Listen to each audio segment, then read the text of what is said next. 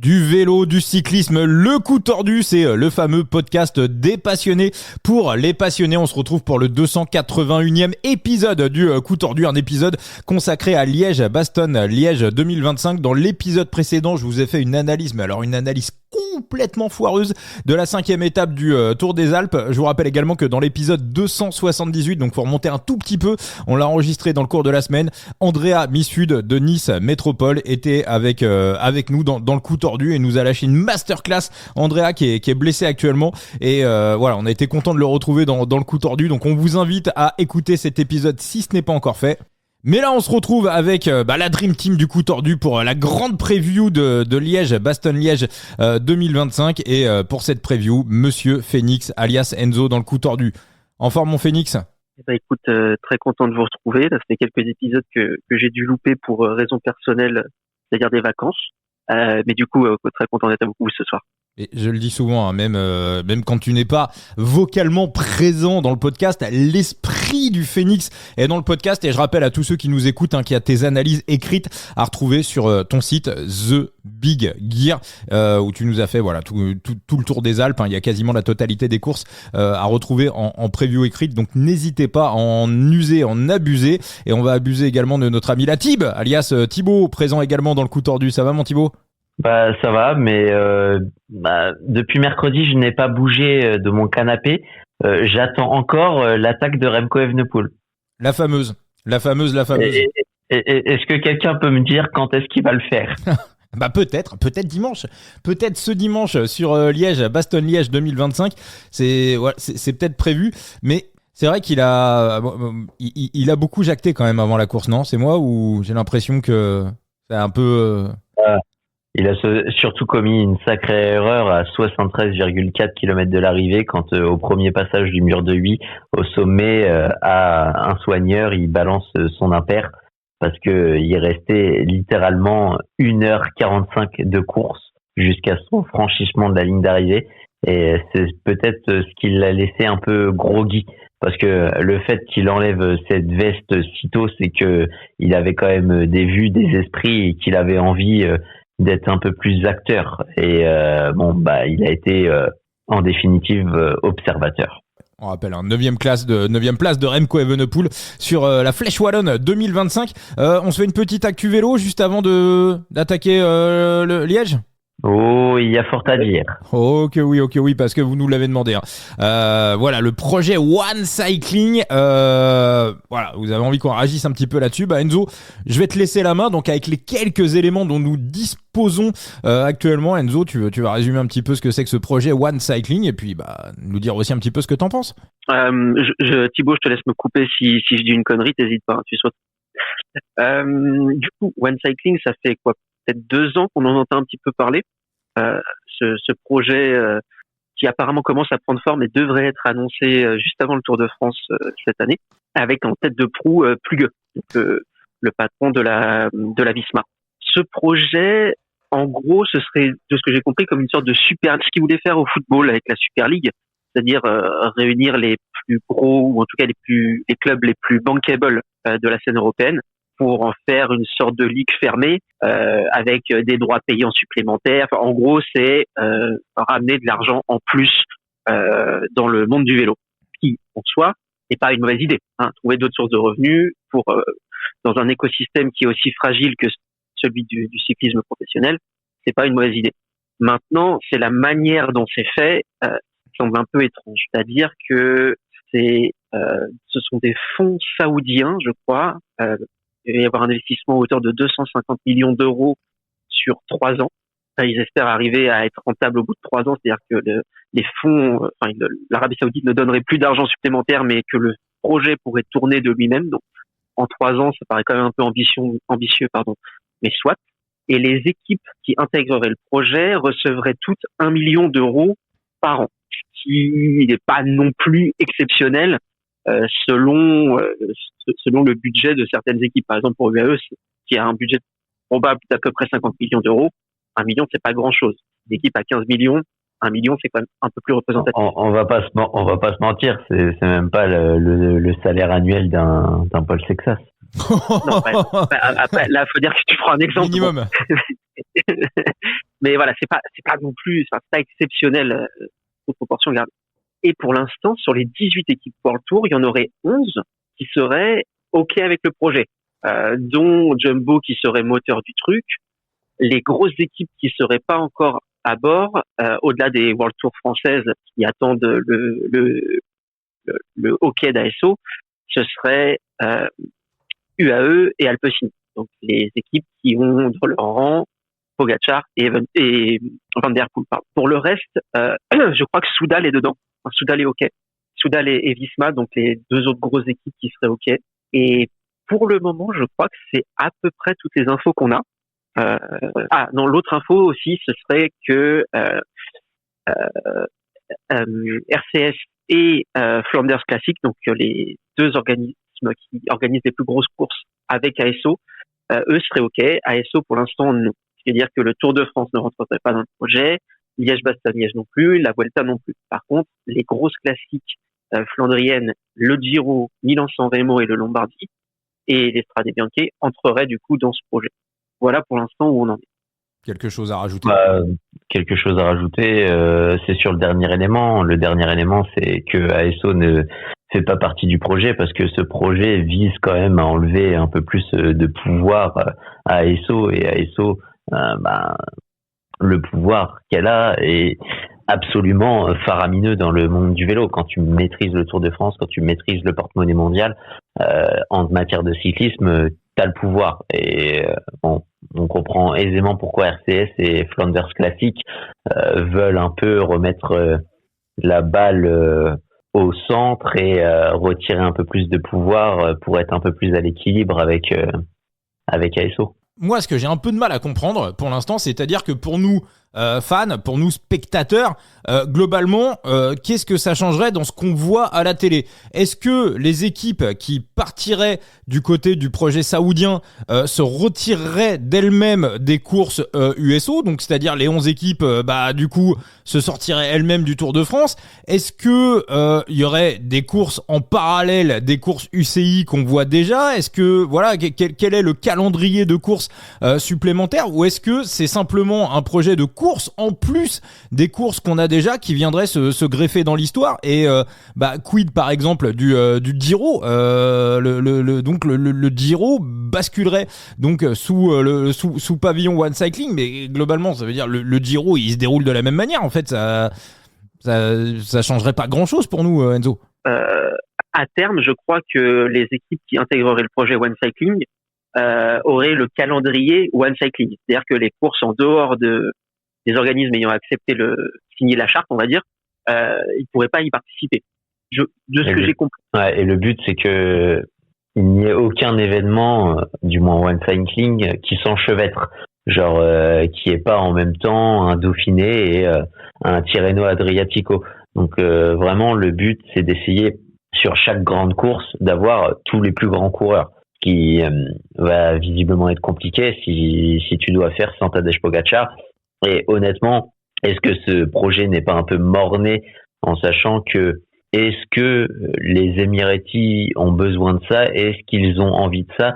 Et puis, au-delà de ça, est-ce que, en fait, cette légère tension en matière économique et sportive entre l'Arabie Saoudite et les Émirats Arabes Unis, ils s'aiment pas trop, je crois. Ne va pas, en fait, faire tomber en désuétude ce projet. Mais néanmoins, ça aura quand même le mérite d'essayer de faire bouger les lignes et peut-être d'établir une meilleure redistribution et peut-être une réforme plus globale dans le financement du cyclisme.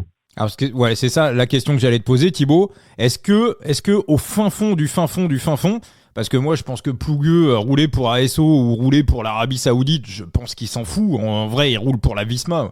Moi, j'ai vu des trucs, ça parle de trahison. Lui, il est là pour défendre sa boutique. Il est pas là pour autre chose. Est-ce que le fond du fond est... Rappelez-vous, dans le podcast, il y a 2 ans, on avait reçu Anthony Ravard, le manager de Nantes, qui avait esquissé le sujet. Est-ce que, Thibaut, finalement, le fond du fond, ça serait pas la distribution des droits télé? Si, possible. Et le fait est que je pense que sans certains acteurs majeurs, et il sait que ce sera compliqué d'avoir des acteurs majeurs de son côté, c'est surtout de faire bouger les lignes et de mettre un moyen de pression. Il a vu que c'était compliqué, il y a 2 ans. Le projet a été un peu mis entre parenthèses et travaillé un peu plus dans l'ombre. Et là, il revient sur le devant de la scène. Et puis, s'il dit que le projet sera présenté avant le Tour de France, la date n'est pas choisie de manière anecdotique. C'est vraiment pour mettre un coup de pied dans la fourmilière au moment le plus opportun. Vas-y, Enzo. Ouais, non, j'ai un petit truc, parce que du coup, la réflexion, si on la pousse, j'ai lu beaucoup de choses du style ASO devrait menacer de ne pas inviter les équipes World Tour qui rejoindraient le projet One Cycling sur le Tour de France, sur le prochain Tour de France. Et, par contre, il y a 2 trucs. C'est que, est-ce que légalement ils ont le droit? Est-ce que c'est faisable? À moins d'un vrai truc, genre 2008 Astana, mais c'est parce qu'il y avait l'histoire du dopage au sein des équipes, donc peut-être que là-dessus ça a passé. Là aujourd'hui, je suis pas certain. Enfin, si on reprend l'exemple de la Super League en foot, la Cour européenne a statué que l'UEFA et la FIA n'avaient pas le droit d'exclure les équipes qui voudraient rejoindre une Super League, par exemple. Néanmoins, il y a quand même un argument et qui va dans les 2 sens, c'est que quid des équipes qui rejoignent la Super League? Parce que le but, c'est quand même qu'elles ne participent qu'aux événements One Cycling. Donc, est-ce que One Cycling peut les exclure aussi d'un Tour de France qui ne serait pas parmi eux? Alors après, dans l'autre sens, je pense pas que ce soit dans l'intérêt de One Cycling d'exclure des équipes qui ne veulent pas rejoindre leur projet ou qui participeraient à d'autres épreuves. En tout cas pas au départ, parce que là ils ont les reins quand même assez fragiles malgré les 250 millions de l'Arabie Saoudite. Ils peuvent pas se permettre eux de tordre le bras à tout le monde d'un coup. Ils sont obligés d'avoir les bras un peu ouverts. Ils vont au fur et à mesure. Je pense qu'ils vont être un peu plus restrictifs. Mais l'autre truc aussi, la comparaison avec la Super League en foot s'arrête très vite. Parce que la Super League regroupait, on va dire 15-20 clubs sur les plus grands championnats européens. Sauf que les championnats européens, c'est des centaines de clubs. C'est-à-dire que ces 15-20 clubs, même si c'était les plus bankable, ils étaient en extrême minorité. Là, on parle de 11 équipes sur 18 qui seraient OK avec le projet. Je vous rappelle que ASO a poussé aussi pour le fameux top 30 UCI pour avoir des équipes compétitives sur les grands tours, notamment sur le Tour de France. Est-ce qu'il serait OK pour avoir 7 équipes pour le Tour sur le Tour de France et du coup 16 équipes pro team sur le Tour de France? Et puis, quelle serait la logique? Est-ce que les équipes du projet Y Cycling pourraient se priver du Tour de France? Ça, c'est aussi dans l'autre sens. On sait tellement, voilà, le Tour de France écrase tellement ce sport. On sent bien qu'il y a une histoire de gros sous derrière. Maintenant, est-ce qu'en bonne intelligence, parce que c'est quand même un peu bizarre, c'est qu'on a un Saoudien, parce que moi j'ai lu, et je vais vous donner un petit peu ma vision du sport, c'est que moi j'ai lu à un moment donné que c'était le grand méchant saoudien qu'on avait rien à foutre du vélo et qui arrivait juste pour laver son image. Alors on sait de tout temps que le sport, particulièrement le foot, mais aussi le vélo, ça a toujours été utilisé comme outil de propagande politique. Ça, c'est un truc qui est historique, hein. Ça remonte à il y a plus de 100 ans. Donc maintenant, si on creuse également dans certaines équipes actuelles, que ce soit en Pro Team ou en World Tour, qui sont dans le peloton mondial et qui utilisent le sport pour laver leur image, ça, il n'y a rien de neuf non plus, hein. Maintenant, de dire qu'il est là uniquement pour ça, moi, alors je suis pas dans les salons des émirs au Moyen-Orient, mais des retours qu'on a depuis quelques années, c'est que, à la différence des peuples du Moyen-Orient qui n'en ont rien à foutre du cyclisme, les princes arabes, c'est des fous de vélo. Mais c'est vraiment... Alors, qu'on ait des choses à leur reprocher ou pas, c'est pas le sujet. Mais c'est pas des grands exemples de démocratie, on est d'accord. Mais maintenant, on a affaire vraiment à des mordus de sport et à des fous de vélo. Moi, c'est là où je veux en venir un petit peu, c'est que le sport, c'est quand même censé être quelque chose qui unit les gens malgré leurs différences. C'est-à-dire que, voilà, l'article dont je parle, je l'ai vu dans un journal de droite, mais vraiment très très à droite. Et pourtant, ce journal de droite, le garçon qui a écrit l'article, il a la même passion que le prince saoudien. Donc ça veut dire qu'il a beau le détester, pas penser la même chose que lui. En vrai, ils ont une passion commune. Et le sport, pour moi, c'est ça. C'est le truc qui doit unir les gens, unir les populations. Est-ce que... j'en sais rien, en bonne intelligence, et je fais le oui blabla, je fais le naïf, hein. Mais est-ce que un type qui arrive avec 250 millions de dollars, qui a envie d'investir dans le cyclisme, est-ce qu'il n'y a pas moyen de mettre tout le monde autour d'une table et de se dire comment on peut utiliser cet argent pour que le prince saoudien qui met l'argent retrouve ses billes et soit, voilà, je sais pas, peut-être un quatrième grand tour au Moyen-Orient, j'en sais rien, je sais pas du tout, et que finalement on arrive dans un truc un peu vertueux, que l'argent soit aussi utilisé peut-être, pourquoi pas, pour développer le cyclisme dans certains pays du monde où les gens n'ont pas les moyens de pratiquer le vélo parce que ça coûte cher. Moi, j'aimerais bien voir quand même les Kenyans un jour avec la caisse qu'ils ont sur marathon, moi, avec leur V2 Max. Moi, j'aimerais bien voir ce que ça donne un jour dans le cyclisme. On voit déjà que les Érythréens, c'est tout sauf mauvais. Donc voilà, je sais pas, Thibaut, je suis peut-être un peu, je suis peut-être un peu bébête, mais je pense qu'il y a quand même moyen de s'entendre et il y a moyen de tirer le truc vers le haut pour tout le monde, quoi. Ouais, mais moi, est-ce que tu tires le truc vers le haut quand tu crées une ligue fermée, une ligue assez élitiste, et que tu fermes la porte, probablement, c'est ce que déjà fait un peu l'UCI avec cette règle du top 30, mais que tu fermes la porte aux grands événements, aux plus petites équipes, et tu signes un peu la mort de tout un écosystème en coupant net à la racine. Ah non, mais moi je dis pas qu'il faut faire one cycling. Est-ce que t'aimes vraiment ce sport quand tu fais ça? Non, moi je dis pas qu'il faut. Je m'exprime bien. Je dis pas qu'il faut mettre en place one cycling. Je dis simplement que quand t'as un énorme investisseur qui arrive comme ça, faut peut-être discuter avec lui et voir avec ASO comment. Tu vois ce que je veux dire, sans partir sur le one cycling, mais lui, je pense qu'il a envie de retrouver ses billes, à moins que le mec arrive, je sais pas, je suis pas dans sa tête, à moins qu'il arrive et qu'il se dise, moi, je veux clasher absolument à SO et je veux rien entendre, je veux pas discuter. Mais si le gars se retrouve, voilà, entre guillemets, en partenariat avec ASO, avec un projet cohérent qui lui permette de entre guillemets de revoir son investissement, moi, je pense qu'à la fin. Enfin, j'en sais rien, je suis naïf, mais à la fin, tout le monde peut être gagnant. J'allais donner, je sais plus ce que j'allais dire. J'allais donner un exemple, c'est pas grave. Non, je sais pas, Enzo, qu'est-ce que je fais le naïf, hein, mais je me dis que tout le monde, au fond du fond, tout le monde a la même passion et tout le monde a envie de la même chose. Donc, il y a moyen de s'entendre quand même, quoi. Ouais, moi je pense plutôt que c'est l'argent qui règle le monde et que c'est avant tout une histoire de gros sous ici. Aussi, oui. Que ce soit du côté des Saoudiens, du côté d'ASO ou du côté de Plugueux. Parce que la genèse du projet, est-ce que c'est Plugueux qui a été chercher des investisseurs avec son projet en tête, ou est-ce que c'est le prince saoudien qui est venu voir Plugueux en disant, écoute, j'ai 250 millions, qu'est-ce qu'on peut en faire? Là, je sais pas. Mon avis, c'est que c'est plutôt Plugueux qui a commencé à chercher des fonds, parce que justement, pour commencer à couper l'herbe sous le pied d'ASO, qui est peut-être jugé un petit peu trop gourmand en 2025. Avant, ça dérangeait moins, où certaines équipes n'avaient pas trop la possibilité de l'ouvrir. Aujourd'hui, ça commence peut-être à déranger ce monopole. Donc, le prince saoudien qui arrive et qui dit à ASO, bonjour, j'ai 250 millions, on peut s'entendre. ASO va lui dire, oui, donne-moi tes 250 millions, je vais bien les investir et toi, tu vas rester à côté. ASO n'a absolument aucun intérêt à lâcher une once de pouvoir. Aucun. Quand t'as un mec qui arrive avec 250 millions, tu le partages un peu le pouvoir, quoi. Non, mais ils le lâcheront pas. Donc là, le truc, c'est de forcer la bande ASO. Le projet One Cycling, honnêtement, je pense pas que ça verra le jour, ou alors en tout cas pas de la manière dont ça a été présenté.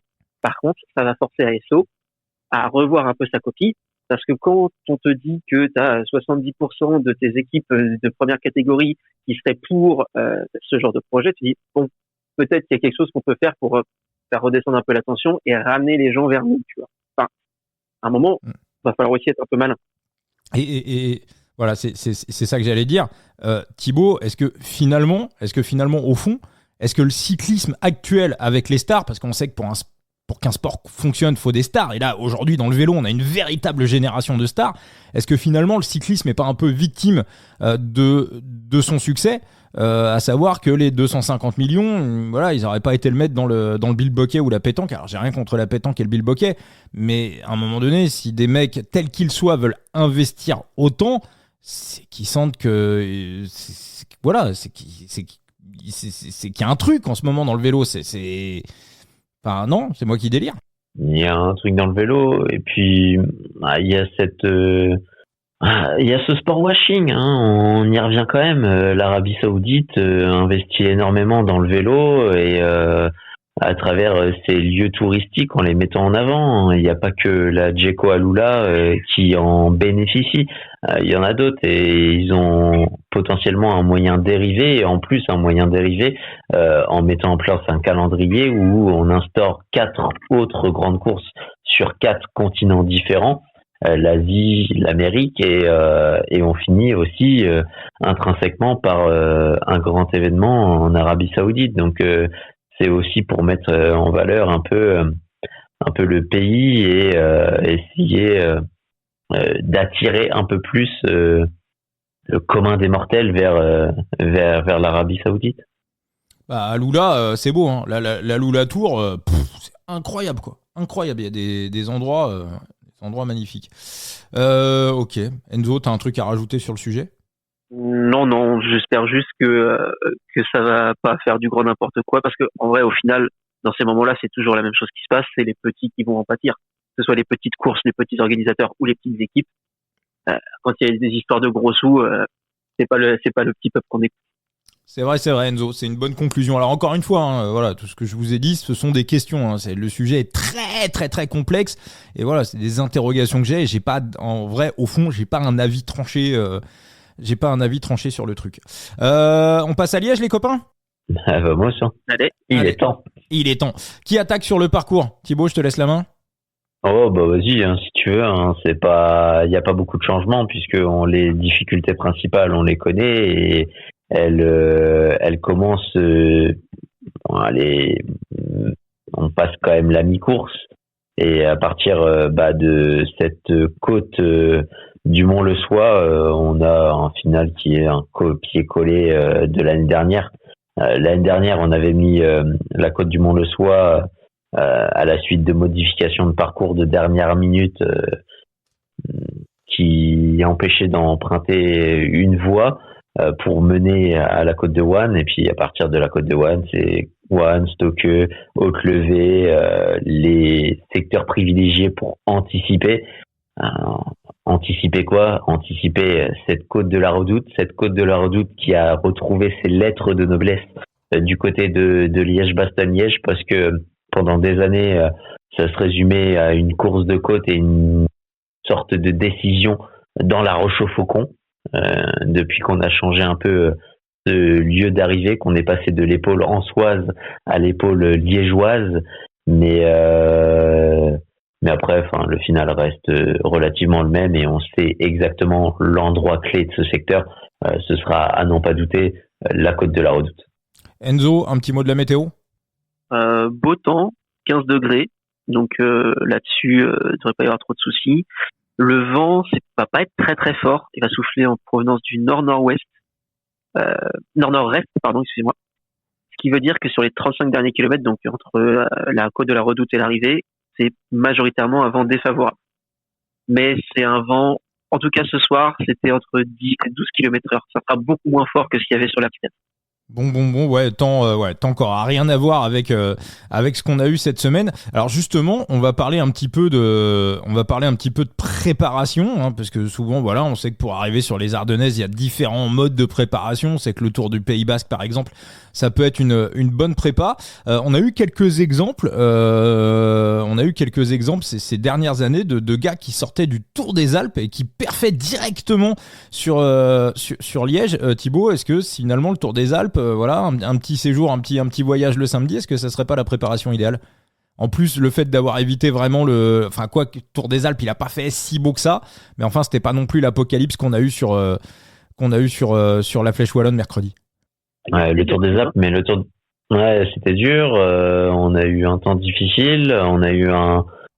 J'ai peut-être même l'impression que le parcours du Tour des Alpes cette année était quand même pas mal durci par rapport à certaines années. C'est vrai. Et puis ça s'est couru de manière assez très offensive, donc très épuisant, contrairement à certaines autres fois où il pouvait y avoir quelques étapes de transition. Les étapes de transition, on n'en a pas eu. Donc j'ai un doute là-dessus. Et puis, préparation idéale, mais préparation idéale pour quel résultat? Parce que Bardet deuxième l'année dernière quand même. Oui, deuxième l'année dernière, mais avec un seul des deux derniers vainqueurs, à savoir Remco Evenepoel et Tadej Pogačar. Et c'est deux coureurs qui font ce Liège-Bastogne-Liège, c'est le rendez-vous des titans entre les deux. C'est le grand rendez-vous, c'est le grand affrontement qu'on n'a pas eu l'année dernière, qu'on n'a pas eu il y a 2 ans. Donc il est temps de les voir ces deux équipes et ces deux leaders qui vont se boxer à coup sûr et qui peuvent s'isoler ensemble à coup sûr ou qui peuvent s'isoler tous les deux mais qui peuvent rester devant. Donc au final, est-ce que c'est pas une bataille pour la 3e place derrière? Enzo, toi, qu'est-ce que t'en penses de ce scénario de Thibaut? Pour toi, est-ce que les 2 premières places sont lock? Et au niveau préparation, est-ce que t'as décelé des petites choses? Des parcours plus favorables de préparation pour arriver en forme? Non, enfin, le truc, c'est que pour moi, il ne tient qu'aux 2 de ne pas faire 1 et 2, honnêtement. Enfin, il tient qu'à eux de perdre la course. Et je pense pas que ça arrivera. On peut se dire, oui, mais regarde, sur l'Amstel, c'est bien Skelmozo qui a gagné. Alors oui, mais parce que sur l'Amstel, Pogačar est parti à 45 km de l'arrivée. Et il se fait revoir à 8 km. Là, techniquement, quand ça va partir dans la Redoute, il va rester un peu moins de 35 km, qui est une distance beaucoup plus acceptable, et une distance que Evenepoel et Pogačar, tout seul ou à 2, peuvent tenir sans un retour de l'arrière. Donc je pense pas qu'on aura un scénario identique avec, mettons Pogačar qui attaque, un mec qui contre, Remco qui revient dessus. S'il essaie de faire ça, je pense que Remco aura déjà course perdue. Pour moi, il doit le suivre directement dans la route. Il peut pas se faire, ou alors tamponner et essayer de rentrer un petit peu derrière parce que ça reste un excellent rouleur et s'il bascule avec 10 secondes, je pense qu'il rentre. Mais il peut pas se permettre d'attendre dans un groupe derrière, de faire rouler un 20 Milder ou autre. Enfin, Milder qui avait été énorme sur l'Amstel, c'est pas le problème. Mais je pense pas qu'on aura un Pogačar tapable comme il a été tapable sur l'Amstel. Moi sur Remco, je vous avoue que j'ai des doutes. Je vous semble bien optimiste sur Remco. Alors déjà, il y a un élément qui est passé totalement inaperçu. Il y a eu une petite chute quand même sur l'Amstel dimanche dernier. Ça, personne n'en a parlé, mais il a quand même fait un salto. Ça, on sait qu'au niveau de la récupération, c'est quand même pas optimal. Et quand on sait qu'aujourd'hui, tout se joue vraiment au millimètre du millimètre, c'est pas ouf. Et puis avec ces 74 bornes là sans imperméable, si le mec a pas attrapé la crève, bravo quoi. Est-ce qu'on doit sacraliser une chute comme ça je te rappelle, contre-exemple absolu, Tim Merlier se pète la gueule et le genou et il est suturé à Bruges-la-Panne. Un grand bien lui en a fait. Je t'invite à regarder son Pro Cycling Stats et les résultats qu'on suit. Est-ce qu'une chute est sacralisée comme ça? Est-ce que Remco nous a prouvé mercredi que c'est bon, la chute est derrière lui? À un moment, je vais pas la sacraliser non plus. Ce qui peut être plus embêtant, c'est peut-être le temps de mercredi qui lui reste sur l'organisme, mais pour le reste, honnêtement, cette chute restera de l'anecdotique. Moi, j'ai l'impression que sur des efforts de puissance comme le sprint, moi je me rappelle de Pascal Ackermann. Rappelez-vous Ackermann, l'année où Arnaud Démare avait perdu le maillot cyclamen sur le Giro, où c'était complètement impertable pour lui. Ils avaient juste à laisser partir une échappée, je crois que c'était sur l'étape 18 ou 19, et puis ils ont chassé pour aller chercher l'étape. Démare a foiré son sprint et Ackermann a été chercher le maillot cyclamen. Non, attends, ouais, c'était Ackermann, Enzo? Ouais, mais Ackermann, il s'était salement foutu en l'air. Voilà. Et on était en fin de grand tour au bout de 3 semaines, plus l'épuisement, plus ci, plus ça. Il a fait les 2 tiers du Giro complètement bandé. Ah oui, mais ok, mais il est allé au bout quand même. Ah oui. Et puis il a ramené le cyclamen. Donc... Oui, non, bien sûr. Mais après, regarde Remco, le mec a pas couru depuis je sais pas combien de mois, il a une préparation complètement niquée à cause de sa chute à l'entraînement en début d'année. C'est-à-dire, il avait même pas commencé vraiment le foncier que il a dû arrêter le vélo pendant je sais pas combien de semaines. Enfin, il avait absolument zéro préparation, c'est-à-dire qu'il est reparti de zéro à partir de février, quoi. Enfin, et le niveau qu'il a là sur la reprise. Ça, c'est autre chose. Honnêtement. Ça, c'est autre chose. Mais... Moi, je parle sur un cycle de course. Et moi, j'ai l'impression que sur les efforts... Je me pose la question, Skelmozo, peut-être que lui, sa chute, vu comment il avait l'air de souffrir, même s'il n'y a pas de fracture, peut-être que sur le bras, ça risque de tirer un peu trop. Je me pose la question. Ça sera un de mes bêtes, Skelmozo, je le dis pour tout le monde. Il y a un match-up qui me fait de l'œil. T'allais dire un truc, Thibaut? Non. D'accord. Ok. Ok. D'accord. Donc pour vous, les 2 premières places, Thibaut, pour toi, c'est clairement lock pour les 2 premières places entre Tadej et Remco. On va pas se mentir, on va partir direct du côté du scénario. On sait très bien que les 2 équipes, à savoir Soudal Quick-Step et les UAE Emirates, vont contrôler cette course pour empêcher les offensives ou du moins les museler le plus possible. On va avoir un gros rythme des Émiratis qui sera là évidemment pour fatiguer le peloton, pour instaurer de la fatigue. On l'a vu du côté de la Flèche. Et on l'a vu du côté de l'Amstel, on l'a eu dans le discours des coureurs.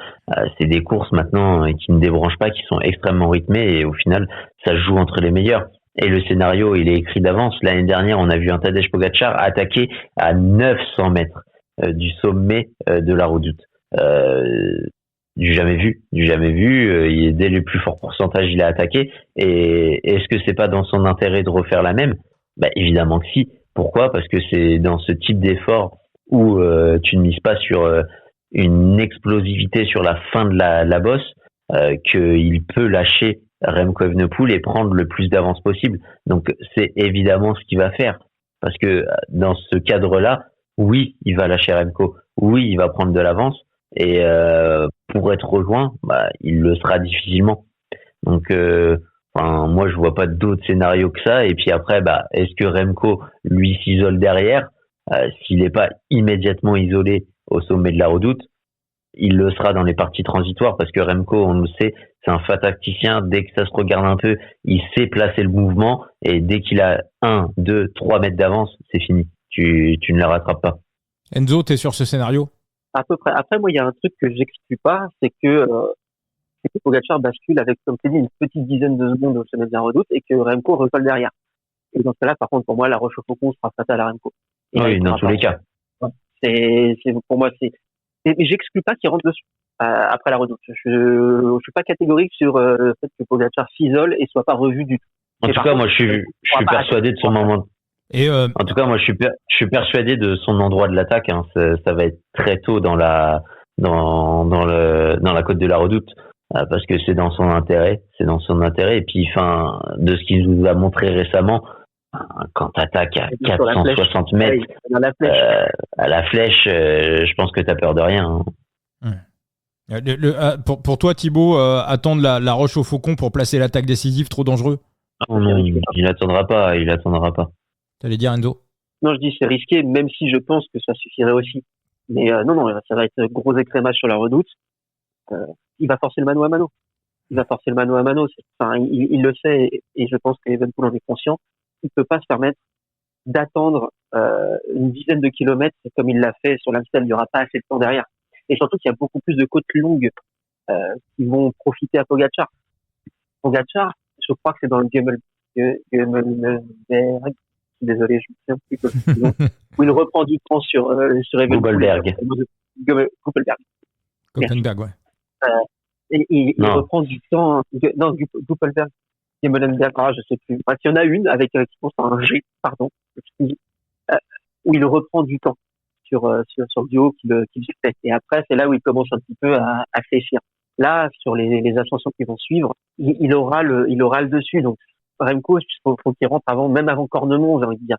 Sinon, après, c'est compliqué. Oui, et Pogačar, ce sera dans son intérêt de s'isoler avant, parce que au pire, même s'il a pas beaucoup d'avance sur Remco Evenepoel, il va le forcer à cravacher. Et ces efforts-là, ces efforts usants, c'est ce qui pêchera pour la roche au faucon. Donc oui, c'est dans son intérêt total, mais honnêtement, une fois qu'il s'isolera, il aura du mal à être rejoint. Eh ben on va passer au pronostic, après on épluchera hein, les top 3, les top 10.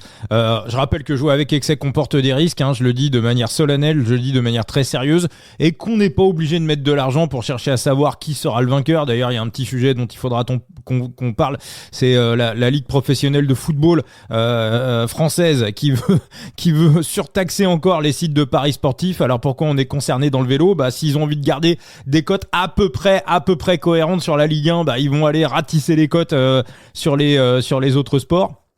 Donc on espère bien évidemment que ça se fera pas, parce que encore une fois c'est une incitation, quand l'argumentaire des bookmakers qui disent que c'est une incitation d'aller jouer à l'étranger, clairement je rejoins cet argumentaire, mais bon, c'est un autre sujet, on en parlera plus tard.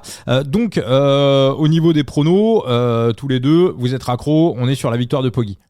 Ouais, évidemment. Bon, alors maintenant Thibaut, je te pose la question, tu estimes à combien le pourcentage de chance de Tadej de remporter la course? Très très élevé. Vraiment très très élevé. Donc on est quoi? Plus de 9 sur 10. D'accord. Donc ça veut dire que la cote à 1,44, elle est particulièrement value.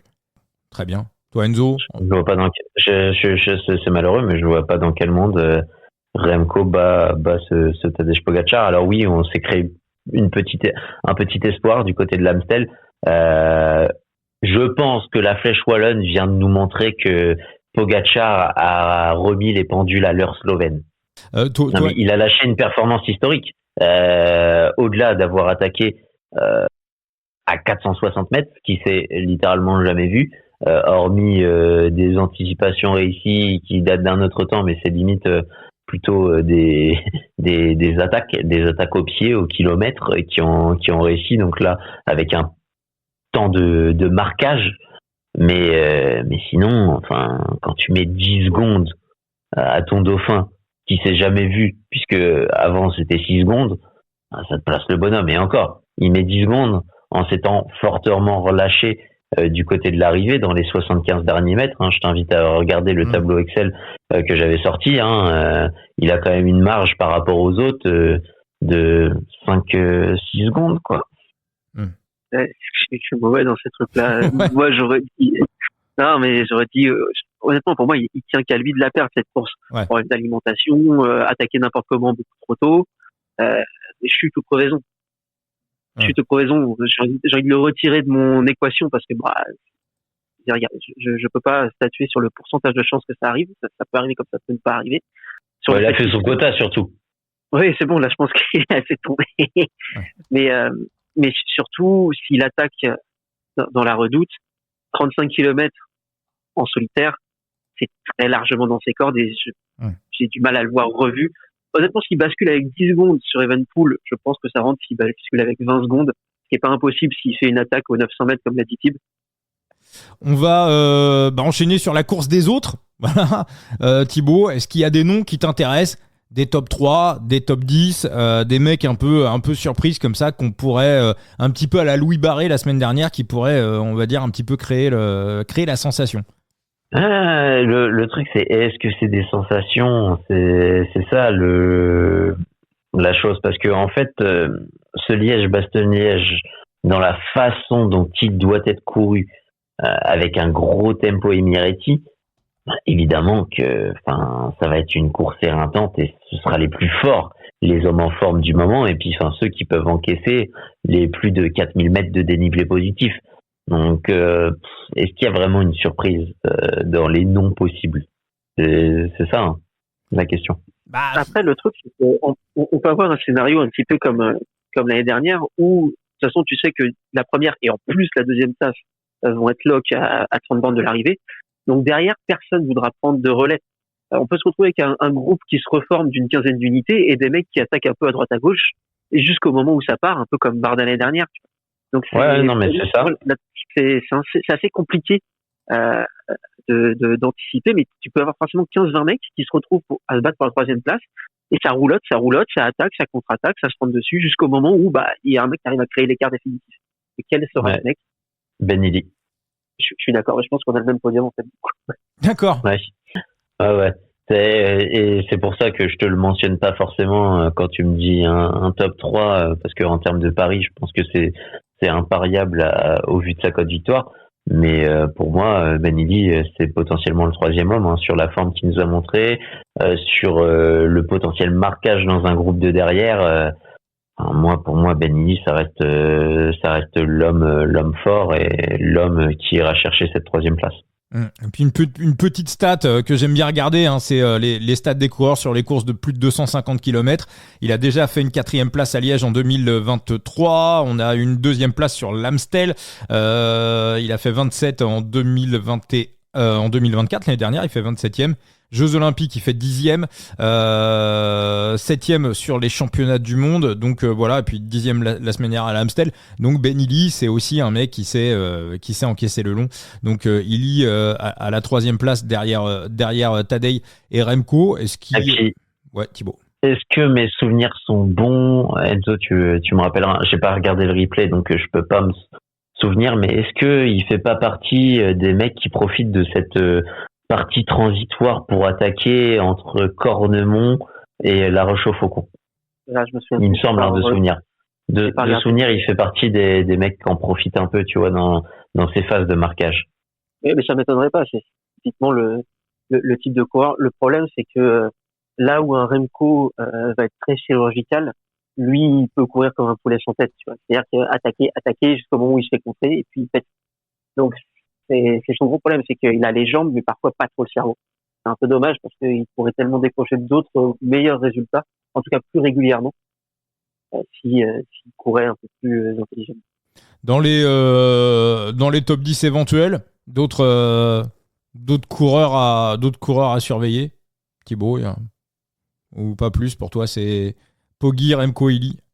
Non, il y a quand même des noms, il y a quand même des noms à mentionner. Moi, il y en a un où je me pose une question parce qu'il avait quand même une stature il avait un leader assumé et il faisait partie des co-leaders. Il a quand même monté en pression. Est-ce qu'il peut pas profiter d'une période de marquage? Il est quand même relativement assez fort et de plus en plus fort sur ce type de profil. Plus le dénivelé avance, mieux il est. Je me pose vraiment la question de savoir si un Zambanini ça peut pas aller chercher un top 10 assez surprise. Qu'est-ce que t'en penses, Enzo? Là, j'ai pas mon PC sous les yeux, j'ai pas souvenir de son début de saison. De mémoire, c'est pas hyper flamboyant comme a pu l'être la fin de saison l'année dernière, notamment au Canada, où il avait été fort. Donc je sais pas, peut-être. Alors j'imagine qu'il doit faire le Giro. Peut-être qu'il va arriver dans un moment où la forme est ascendante. C'est pas impossible. C'est pas impossible dans un scénario où il y aurait un petit regroupement. L'année dernière, on voit par exemple Van der Poel qui vient faire un podium alors qu'à aucun moment il doit être là. Tu vois. À aucun moment il doit être là. C'est tôt. Madouas qui fait un top 10 aussi, je crois, l'année dernière, mais sorti alors qu'il avait pété très tôt. Enfin, en vrai, on peut vraiment se retrouver avec un groupe de 15-20 et des mecs, pas par hasard, parce que c'est jamais vraiment là par hasard non plus, mais qui auraient dû finir un peu plus loin, mais vu que ça s'est recoupé, tu te mets un peu dans les roues, tu te refais, et si tu times bien ton attaque, et si tu as de la chance aussi, ça peut aller chercher quelque chose. T'as Pidcock aussi qui sera là. Pidcock, qui était un peu décevant sur la flèche Brabançonne, et après sur l'Amstel, et honnêtement sur la flèche wallonne, moi la 3e place, j'y croyais pas spécialement. Techniquement, il est plutôt taillé pour, mais il allait jamais perdre dessus. Entre les abandons à cause des chutes et des mauvais placements ou juste le fait qu'il se fasse complètement marcher dessus, là sa 3e place est plutôt solide. Donc j'ai l'impression que ça témoigne un petit peu d'une montée en puissance pareil, hein, en vue du Giro qui arrive. Je pense qu'il sera là dans les 10 voire dans les 5 quand même. Résultat récent sur ces 4 dernières courses. Milan-San Remo 18e, Flèche Brabançonne 17e, 45e de l'Amstel et 42e de la Flèche. C'est possible que oui et non. Tu vois, s'il y a un groupe de 20 qui se reforme, je pense qu'il peut en faire partie. Et oui, je pense qu'il sera là, mais plus par des faits de course que par les jambes qu'il aura ce jour-là. Je pense pas si c'est compréhensible. Moi, je pense que s'il y a des top 10 à profiler, faut plutôt aller du côté des grimpeurs, parce qu'une course en bas très très tôt, ça va. Bah ouais, tu vois, moi j'aime bien des profils. Alors je vais pas les prendre, mais j'aime bien des profils comme Bardet, j'aime bien des profils comme Mas. Enzo, alors il y a un auditeur du podcast qui nous dit bon les gars, un jour il faudrait quand même parler de la Red Bull Bora, parce qu'il me disait à part Primoz Roglic, le début de saison est quand même un petit peu particulier, mais on sait que Van Gils, il y a des problèmes d'allergie. Dan Felipe Martinez, il est sur courant alternatif. Donc Enzo, on va corriger tout de suite. Van Gils, il y a pas de problème d'allergie. Ah si, il y a des problèmes d'allergie. Non, mais il est blessé au coccyx. Ouais, en plus, il a dû faire face. Non, mais son père a accordé une interview pour dire que le mood était pas là en ce moment, qu'il irait chercher un bon résultat, mais que ce serait compliqué parce que il a ses problèmes au coccyx dû à ses chutes et il y a eu des problèmes familiaux où il a dû gérer aussi des décès. Donc il y a beaucoup de choses. Il y a un cumul, mais enfin ces performances récentes sont pas dues à des problèmes d'allergie. Hein. C'est plutôt des problèmes physiques et mentaux. Il y a eu aussi, psychologiques. Au Pays Basque, il y a eu aussi des problèmes d'allergie. Aussi, en plus de tout ce que tu dis. Hein. Oui, c'est passé. Oui. C'est derrière lui. Ce qui est devant lui, c'est aussi en bas de lui, son coccyx. Non, oui, non, mais bien sûr, mais voilà, c'est pour ça que ça tourne pas très rond. Donc tu vois, Enzo, un mec comme Pellizzari d'ailleurs qui est sur la pré-liste de la Bora pour le Giro. Moi, je pense qu'il y sera, Pellizzari sur le Giro. Et je pense, on en reparlera bien évidemment dans les podcasts du Giro parce que ça approche. Je pense que le duo tonton Roglic, Giulio Pellizzari, le tonton et son neveu, ça va être la grande love story de ce Giro 2025. Mais tu vois, Pellizzari, petit top 10 surprise, il a progressé dans les descentes un peu techniques. On sait que c'est des courses où il faut de l'expérience. Mais en descendant des montagnes, là, comme ça, là, y a pas moyen? Si, enfin, après, il fait aussi un top 10 sur le Tour de Lombardie, je crois, en fin d'année dernière. Bah ouais, bah voilà. Si, non, après, dans l'idée, mais pareil, quoi, sur un regroupement fait 14. d'une vingtaine de coureurs, il fait top 15, ok. Ouais. Mais sur un regroupement d'une vingtaine de coureurs, oui, il peut faire partie de ce groupe. Après, il faudra trouver le moment pour attaquer, quoi. S'il a encore les jambes dans la roche au faucon, il faudra essayer de partir, pas faire revoir. C'est pas le plus grand rouleur de tous non plus, hein. Ça, c'est son gros problème. C'est que, c'est pas un bon rouleur, quoi. Tu vois ses performances contre la montre, il est un peu naze. C'est pas le plus grand rouleur de tous. Après, sur la résistance par rapport aux 4000 mètres de dénivelé, oui, normalement, il y a pas de raison. Et par contre, c'est quasiment acté qu'il sera au Giro, hein. C'est même quasiment 100% sûr parce qu'il était en stage avec l'équipe du Giro et Roglic. Bah de toute façon, je pense que dès que le Tour du Pays Basque s'est terminé, là, tonton, il a pris le téléphone. Il dit bon, le petit là, il doit faire quoi? La Vuelta? Non, vous me le ramenez sur le Giro, quoi. C'était. Surtout, tu regardes les mecs qui sont censés l'accompagner. Il y en a qu'un seul qui a répondu présent, c'est lui, quoi. Enfin, Inlay, c'est sympa ce qu'il a fait cette semaine, mais vraiment toujours en deuxième voire troisième rideau. Enfin, c'est vraiment Martinez, on n'en parle même pas. Vlasov, je crois qu'il a été malade et qui a commencé à peine à s'en remettre. Et puis il retourne chez Astana l'an prochain, donc je pense qu'il s'en bat un peu les couilles. Donc oui, non, mais c'était le Tour du Pays Basque, c'était impressionnant, quoi. Il lui parlait la bouche fermée, quoi. Les autres étaient en sueur, et puis Pellizzari, alors tu veux que je monte comment, là, clac, tu vois. Non, c'était, je pense qu'il va lui faire on en reparlera, mais je pense qu'il va lui faire le Giro. Après, il y a Richard Carapaz qui est dans l'histoire, Jordan Jegat qui va très très fort en ce moment. Donc il peut, Johan Essen pour les Uno X. Donc il y a vraiment beaucoup de monde. Donc moi, je vois plus, si ça se regarde pas trop dans le final, je vois plus des profils comme ça, on va dire, un petit peu squatter le top 10. Ah tiens, Enzo, j'avais pas vu, Giulio Ciccone, il sera là. C'est bien pour lui. Qui se repose un petit peu, il avait l'air fatigué. Est-ce qu'il en a pas un petit peu gardé là sur la dernière étape du Tour des Alpes? Je pense qu'il a rien gardé. D'accord. Je pense qu'il a juste, il est arrivé avec un certain niveau de forme, qui était beaucoup moins haut que ce que j'imaginais. Et là, c'était clairement une course plus pour se faire la caisse, parce qu'il n'est pas monté en puissance. Hein. Quand tu vois la différence avec des mecs comme G ou Arensman, qui eux ont vraiment augmenté au fur et à mesure des jours. Ciccone, il a pas régressé, hein, c'est juste qu'il a stagné. La première étape était parfaite pour lui parce que c'était taillé pour une arrivée au sprint contre leader. Pour le reste, il a pas été mauvais, mais il est clairement pas monté en puissance. Donc je m'attends pas à ce qu'il y ait une énorme différence avec dimanche. Il va retourner en altitude et il viendra beaucoup plus près que ça pour le Giro, mais là pour Liège. D'accord. Ouais, il a laissé sa condition du côté de ses lunettes à San Lorenzo d'Orsino. C'est ça. Un petit tour du côté des match-ups, Thibaut? Vas-y, hein. Mais visiblement, t'en avais un. Moi, il y a pas de trucs qui m'ont sauté aux yeux. Moi, il y en a un qui m'a sauté aux yeux. Il y en a un qui m'a sauté aux yeux. Est-ce que vous avez vu quand même la gamelle de Skelmoseux sur la Flèche Wallonne? La gamelle, quoi. C'était violent. D'ailleurs, il y a un article qui est sorti aujourd'hui dans un journal danois. Il a à peine roulé 1 heure. Il a encore des contusions, des hématomes. Il est gonflé de partout. Moi, je vois même pas. Je vois même pas pourquoi il prend le départ, en fait. La gamelle, elle était chaude. Hein. Elle était méga chaude. Hein. Enfin, non, c'est moi ou... Il va engranger les kilomètres. Non, non, je suis violent, d'accord. Quoi. Hein. Il va engranger les kilomètres. Il fait une sortie de 250 bornes à haute intensité. Mais par contre, il va pas se faire mal dans les côtes pour aller jouer une tasse. Je pense pas. Ouais, donc moi... Ouais, après, le problème, c'est que... Ton match-up, c'est contre Richard Carapace qui est outsider, ça je veux bien. J'entends. Richard Carapace, sa condition, elle est pas ouf.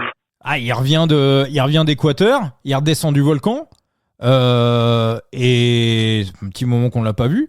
Et puis, faut se rappeler aussi qu'une année, il était parti quand même pour faire un truc sur cette course, et puis ils l'ont sorti parce qu'il nous a fait une position Matej Moric.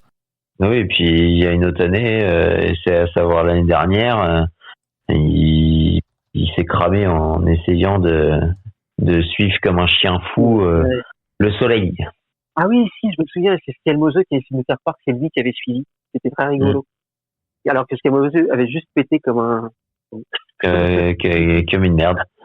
Comme une merde. Mais en fait, ce que je voulais dire, c'est que ton match-up, allez, au pire... T'es francophone, bon, tu le paries, c'est un Carapaz contre Skelmose, ok. En France, et pour les auditeurs français qui parient sur des boucs français, ça s'apparente à un Richard Carapace top 10 ou remboursé. En gros. Ouais. Bah, pour moi, c'est un bon bet. Hein. Franchement, mais t'as bien résumé le truc. Carapace, si top 10. Est là dans le final, il le plie au sprint. Hein. S'il est encore là dans le final, c'est que ça va pas si mal que ça. Skelmoseux, il est plus rapide que Carapace. Non, mais moi, je vois même pas. Je vois même pas Skelmoseux top 50, quoi. Enfin, moi, je pense qu'il finit pas. Je pense qu'il est là pour donner un coup de main aux copains, parce qu'on est aussi dans une période où il y a beaucoup de coureurs qui sont en altitude, parce qu'on prépare le Giro. On a aussi beaucoup de blessés, parce que la saison a débuté, on arrive déjà au premier tiers de la saison, donc il y a des mecs sur le flanc. Et je pense que c'est un peu compliqué de compléter entièrement les effectifs. Par exemple, Julien Bernard, il a couru la flèche avec une attelle quand même. Il n'est pas complètement, entièrement remis de son entorse du poignet. Quasiment, mais pas entièrement. Donc ça veut dire aussi que du côté de la Lidl Trek, à mon avis, avec tous les fronts sur lesquels ils sont engagés, je pense qu'on n'a pas, même s'il y a 30 coureurs, je pense qu'on n'a pas un effectif. Enfin voilà, s'il est là, à mon avis, c'est juste pour filer un coup de main en vrai. Parce que. Mais il file un coup de main à qui ? Ça peut être, on en a pas parlé, mais Andrea Baggioli, c'est pas délirant de voir Baggioli top 10 sur Liège-Bastogne-Liège. Hein. Voilà, ça grimpe pas mal. Les courses longues, Enzo, il aime ça. Oui, non, il est pas mauvais. Après, Baggioli, c'est pareil, il trouver la bonne journée, quoi. Oui, bien sûr. Oui, donc. Et puis bon, Thibaut Nice, il y a une interrogation. Mais... Moi, j'y crois pas du tout, mais il y a une interrogation. Voilà. Donc, théoriquement, le leader de cette Ardennaise, avec la condition qui est quand même à revoir de Gio Ciccone, c'est censé être Mathias Skelmoseux. Hein. Thibaut Nice, c'est le grand test en fait de voir sa résistance. Mais ça va se résumer à une Romain Grégoire entre la 10e et la 15e place. Mais c'est vrai. De manière optimiste. Mais c'est vrai que pour ceux qui jouent en France, le match-up Richard Carapace top 10 ou remboursé, c'est le truc est pas mal, quoi. Pour moi, ça se résume à ça. Est-ce que Lenny est sur la course ou pas ? Non, il file sur la Romandie, et je pense que sur la Romandie, il va être redoutable. Je pense que il redescend Il redescend des montagnes. Il avait pas forcément préparé sa flèche. Attention à Lenny la semaine prochaine. On se fait le récap des pronostics ? Ça va aller vite, là. Allez, vas-y Enzo. Ton podium, toi, je sais que t'aimes bien donner des podiums, Enzo. Podium dans l'ordre, de ce que j'ai compris, on aura le bon avec Thibaut. Hein, c'est Pogacar en solo, derrière Evenepoel en solo et derrière Ivy en solo. Thibaut, ton podium et puis Tout pareil. Un petit. Tout pareil. D'accord. En prono, hein, pas en bête. Tout pareil. Ouais, tout pareil. D'accord. Pogacar solo, derrière un solo d'Evenepoel avec un solo d'Ili. Je suis exactement sur la même course décousue et allez, on est optimiste. Honnêtement, je pense que ouais, Mas top 10, ça peut être un bête à se réfléchir, mais je vais oser le pari de la fourrure et partir sur un top 10 de Zambani. Alors, Enric Mas, pour ceux qui jouent, je suis en train de chercher le top 10 de Enric Mas. Il est à 3. Ouais, pas mal. Putain, Skelmose encore top 10 à 1,57, mais ça, je comprends pas. Ça, pour moi, clairement, ça laisse des... Oui, bah, ça laisse des values derrière. Hein. Ça laisse clairement des values derrière. Bouitrago, il avait fait deuxième une fois de Liège. 3 derrière Pitcock et Ospen. Ouais. Donc ouais. Hein ? T'as dit quoi ?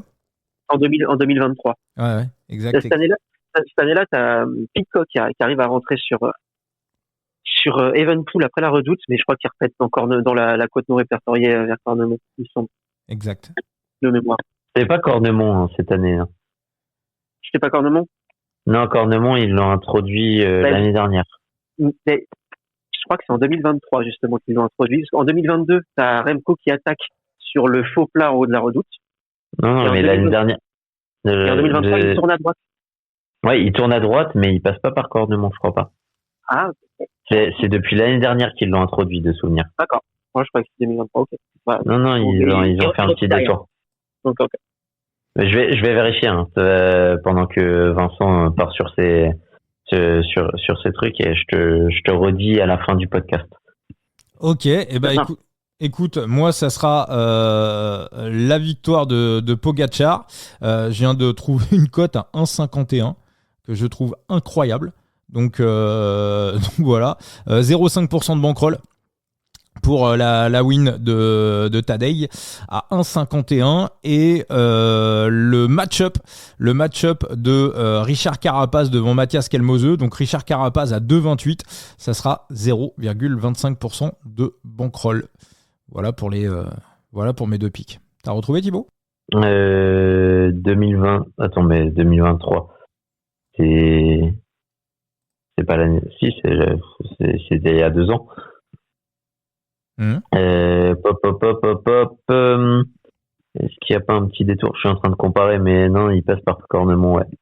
Je crois que c'était la première fois, parce qu'en 2022, il tournait à gauche en haut de la Redoute et du coup, tu prenais le faux pas. Et depuis 2023, il tourne à droite, donc ça descend tout de suite et après, tu vas récupérer Cornemont. Ouais, mais je crois qu'il y avait une légère modification à un moment l'année dernière. J'essaye de faire de souvenirs, mais non, visiblement non. Peut-être sur le bas de la descente. Parfait les amis, bah écoutez, je crois qu'on s'est fait une belle petite preview, un beau petit tour. Nickel. Ouais. Enzo, je pense que y a ta preview sur The Big Gear. Ouais, bah va sortir dans la soirée. Et bah parfait, donc voilà, donc ceux qui écoutent le podcast le samedi matin, bah vous l'avez déjà. Voilà, vous l'avez déjà. Thibaut, des choses prévues sur Vélo Futé ? Bah moi la preview est déjà sortie, elle est mise à jour avec le classement en étoiles, les favoris. Bref, il y a déjà tout, il y a à boire, à manger et c'est plutôt bien romancé. Oui, je me lance des fleurs. Ouais, bah il y en a un qui réclame à boire et à manger derrière, c'est qui ? C'est Richie ? C'est qui Ah non, il a ce qu'il faut dans sa gamelle. D'accord. Il réclame juste pour je veux sortir, je veux dormir dehors. Ah, ouais, il veut faire son château. Il va dormir avec papa dans le canapé. Dans le lit. Ok. Ok. Bon, bah, parfait. Et merci à tous les deux. Donc, je rappelle, The Big Gear, le site d'Enzo. Thibaut Chambre, on te retrouve sur Twitter. Allez faire un tour également sur Vélo Futé, le meilleur site qui existe. Semaine Pro, c'est le Tour de Romandie. Il y a bien évidemment le premier grand tour de l'année qui approche, le Giro 2025. Et puis, les réseaux sociaux du Coup Tordu. Vous nous retrouvez sur Facebook, sur Twitter, sur X, sur Instagram, sur TikTok également. Et puis, voilà, s'il y a quoi que ce soit, venez nous voir en message privé, toujours un kiff de discuter avec vous. Merci les amis. Allez, Merci à toi, merci à tous. Ciao. Ciao les amis.